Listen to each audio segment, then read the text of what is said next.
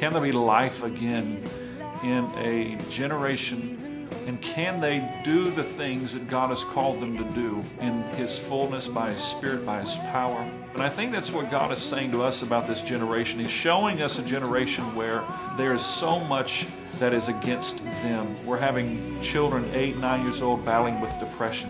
Something's wrong with that. This generation is dry, it's beat up, it's broken, it's hurting, and God is saying, can these bones live?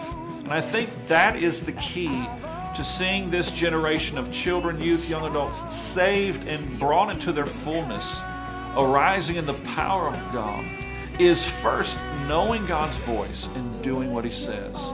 And so as Student Ministries, our passion and our thrust is going to be, how do we train this generation to hear the voice of the Lord? How do we get babies and infants to hear the voice of God? How are we getting our children and our teenagers to hear the voice of God, our young adults? How are they hearing the voice of God and then activating that voice that they hear? So that all comes by teaching them how to hear the voice of God. So that is going to be our main emphasis in everything we do in Student Ministries, of teaching young people how to hear the voice of God.